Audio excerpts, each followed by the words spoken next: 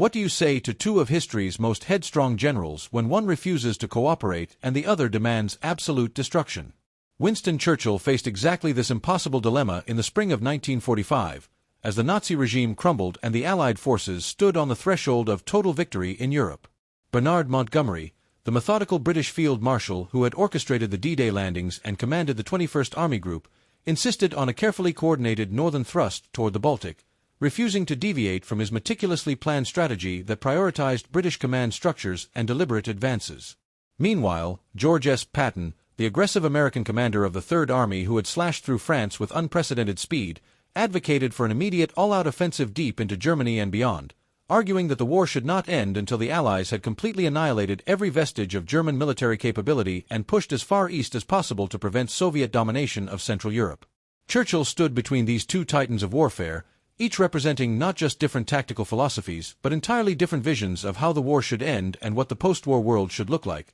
and the words he chose in those critical weeks would shape the final chapter of World War II and the opening moves of the Cold War. The tension reached its breaking point during a series of conferences and communications in March and early April 1945, when Montgomery categorically refused to subordinate his forces to a unified command structure that would have placed American interests above British strategic objectives, while Patton openly defied orders to halt his advance, convinced that stopping short of total military domination would betray the sacrifices of millions and hand Eastern Europe to Stalin on a silver platter. If you're finding this story as fascinating as the strategic chess game it represents, do me a favor and hit that subscribe button right now, because we're diving deep into one of the most consequential leadership moments in modern history, and I don't want you to miss the incredible details that follow. Make sure you like this video to help others discover this untold chapter of World War II, share it with anyone who loves military history or leadership under pressure, and drop a comment telling me which general you think had the better strategy or what surprised you most about Churchill's response.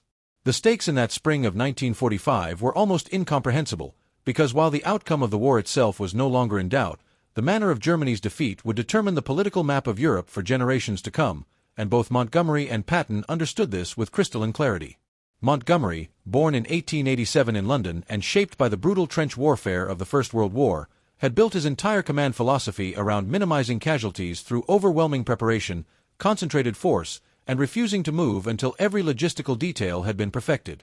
His greatest triumph, Operation Overlord on June 6, 1944, had succeeded precisely because of this meticulous approach, and he saw no reason to abandon it now that victory was within reach. Patton, in stark contrast, was born in 1885 in California into a family steeped in military tradition, and he believed with religious fervor that speed, aggression, and the willingness to accept calculated risks were the hallmarks of great generalship. His relief of Bastogne during the Battle of the Bulge in December 1944 and his lightning advance across the Rhine in March 1945 had proven that audacity could achieve what caution never would. The specific incident that brought this conflict to a head occurred in late March 1945, when Supreme Allied Commander Dwight Eisenhower, under pressure from both American military leadership and political considerations from Washington, issued directives that effectively prioritized the American advance toward Leipzig and Dresden over Montgomery's proposed drive to Berlin. Montgomery's response was nothing short of insubordination wrapped in diplomatic language, as he fired off cables to both Eisenhower and the British Chiefs of Staff arguing that his 21st Army Group should lead the final assault on the German capital,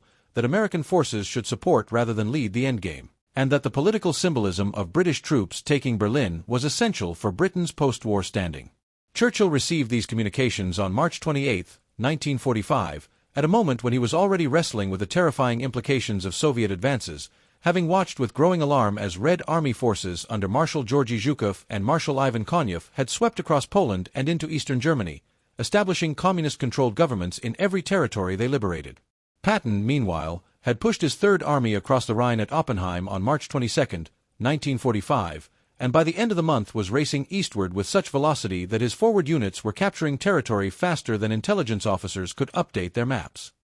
He made no secret of his belief that the Allies should continue driving east until they met the Soviets as far into Germany and Czechoslovakia as possible, and he privately told his staff that he was prepared to keep fighting straight through to Moscow if necessary, viewing the Soviet Union as the next inevitable enemy. Churchill's position was extraordinarily complex because he sympathized deeply with both perspectives while recognizing that neither could be fully implemented without catastrophic consequences. He understood Montgomery's concern about British prestige and influence, Knowing that Britain had entered the war in September 1939 and had stood alone against Hitler through the dark days of 1940 and 1941, and that the British public expected their forces to play a central role in the final victory. At the same time, Churchill recognized that American military and economic power had become the dominant force in the Western Alliance, and that Franklin Roosevelt's death on April 12, 1945, and the succession of Harry Truman meant that Anglo-American relations would need to be carefully managed in the post-war period. He also shared Patton's deep suspicion of Soviet intentions,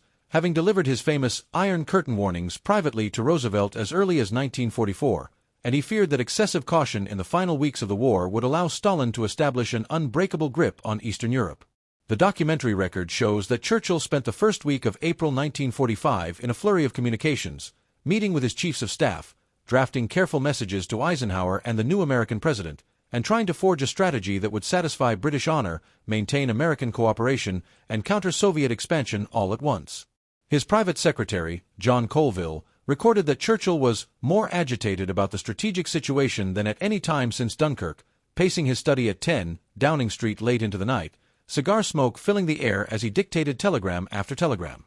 The words Churchill ultimately chose reveal the full measure of his diplomatic genius and his clear-eyed understanding of political reality in that transformative moment. To Montgomery, he sent a message on April 7, 1945, that was simultaneously supportive and unmistakably firm, acknowledging the Field Marshal's concerns about British leadership while making it absolutely clear that strategic decisions would be made by Eisenhower as Supreme Commander, and that Montgomery's duty was to execute those decisions with the same brilliance he had shown at El Alamein in October 1942 and throughout the Normandy campaign. Churchill's exact phrasing was carefully calibrated to appeal to Montgomery's sense of duty and his pride in British military tradition, reminding him that the British Army's reputation rests not on where its final battles are fought, but on how magnificently it fights them, and that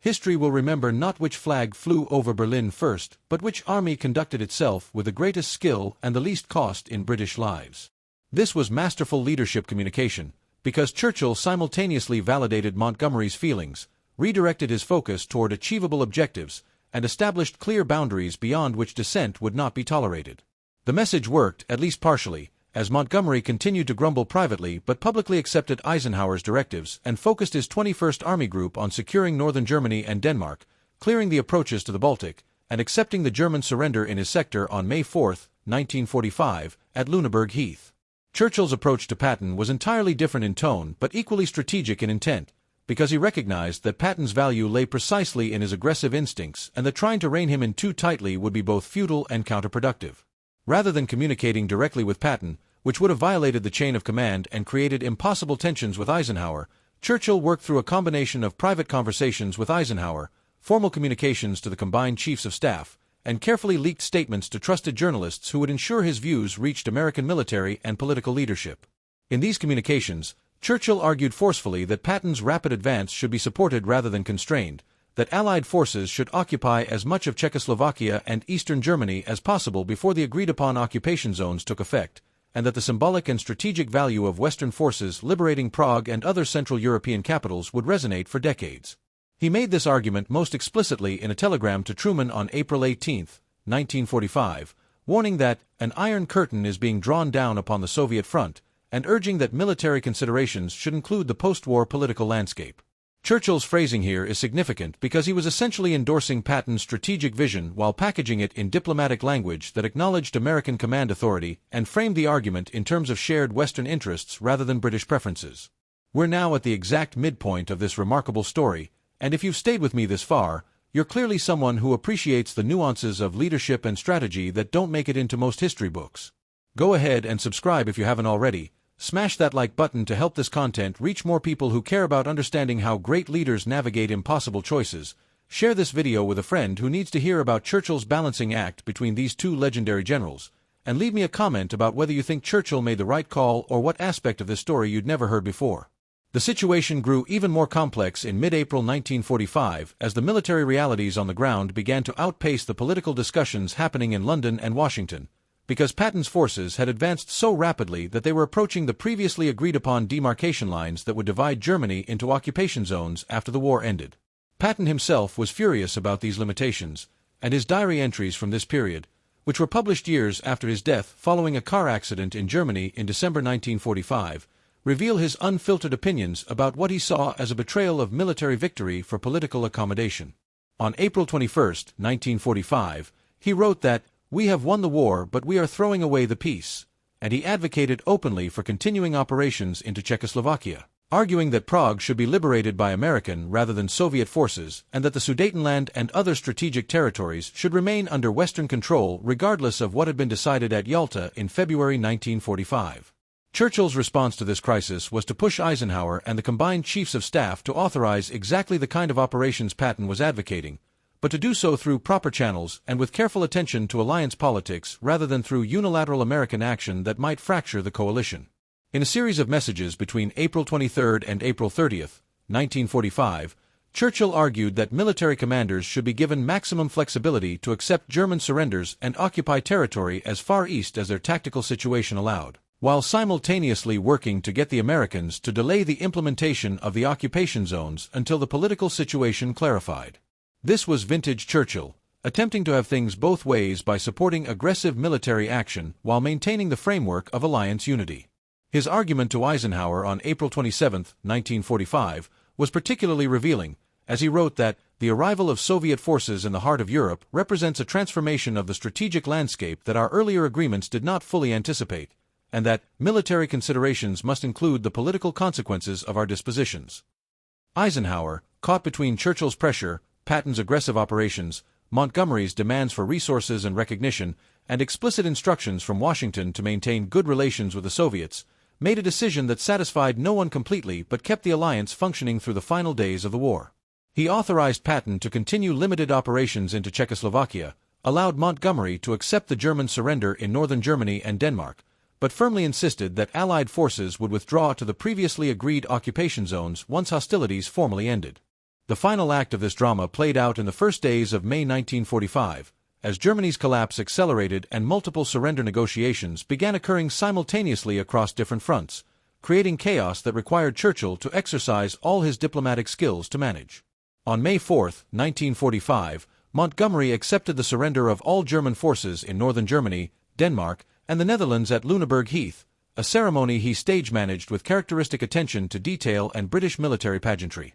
On May 5, 1945, German Admiral Karl Donitz, who had succeeded Hitler after the Führer's suicide on April 30, attempted to surrender to the Western Allies while continuing to fight the Soviets, a proposal that both Churchill and Eisenhower rejected immediately because accepting it would have destroyed the alliance with Stalin and violated the principle of unconditional surrender that had been established at Casablanca in January 1943. Patton's forces, meanwhile, had pushed deep into Czechoslovakia and were positioned to take Prague when Eisenhower, under direct orders from Washington and after consultation with Soviet commanders, ordered them to halt and allow Red Army forces to liberate the Czech capital. Patton's reaction was explosive, and while the official records are sanitized, witnesses reported that he delivered a profanity-laced assessment of Allied political leadership that questioned both their courage and their intelligence. Churchill, receiving reports of these developments at 10 Downing Street, recognized that the war was ending not with the clear-cut Anglo-American victory he had hoped for but with a messy compromise that left the Soviets in control of half of Europe and Britain's influence diminished relative to both the United States and the Soviet Union.